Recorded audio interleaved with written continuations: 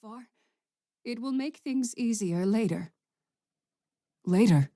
he asked, but she was on to another question. "I know how your father abuses you, Adam. I have seen the scars on your back. Why have you not left his home?" He broke off in confusion. He'd never been confronted by the truth of his private life in so forceful a manner, even by Lena. It was not so simple a question to answer. His father did see fit to discipline him harshly, careful not to spare the rod, but he hadn't actually beaten Adam in several years.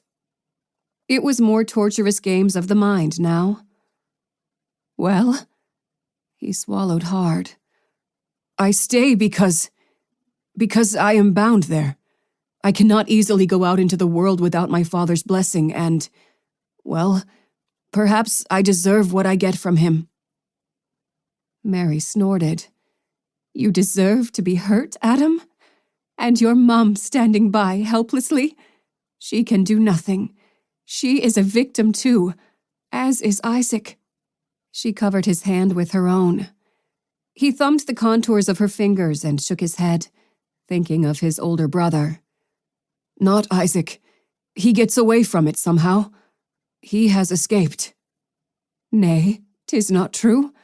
He's lost himself in his own world, in his books and studies and animals, but he won't walk away free.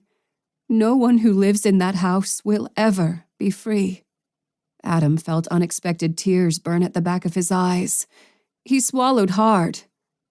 "Yeah, there's truth in that. I believe that no one should have to live under such oppression of the spirit." He smiled then. "You sound like a patriot." He was surprised when a thoughtful look crossed her face. "Well, maybe I am." "What?" No Amish person would ever admit to supporting the cause of the revolution, except for a few men, mostly young, who had done so outright by enlisting, as Adam himself had secretly considered. But to hear a woman, a neighbor he had known all his life, speak in such a way was confusing, especially with her husband jailed. "Ugh, do not worry, Adam. I am not being unfaithful about Samuel's plight, but there is in me something that believes there are things worth fighting for. Do you agree?"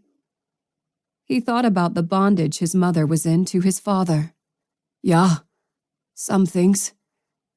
"Is my doctor one of those things, Adam?" He met her eyes, confused. "Lena? I know 'twill sound forthright, but she loves me true, and I her." "Yeah, this is so." "Then why would I have to fight for her?" Mary withdrew her hand from his to rub absently at her belly. "Because of the promise I mentioned before." "I will do whatever you ask." She looked at him, her eyes the bright turquoise blue of Lena's own. "Will you, Adam?"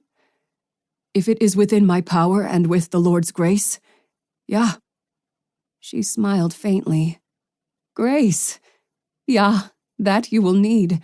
For I ask you to promise, Adam Vissa, to give up Lena's love, to give her up until you are free from your father's rule and are ready to build a new and free life for the two of you. I cannot die knowing that you would take her to your home as our custom decrees." "Of course I would take her to my home. It is our way. But Father would never harm her." "And what of your kinner, Adam? Can you be so sure? What of your sons? And, Adam, it hurts me to speak thus, but do you trust yourself?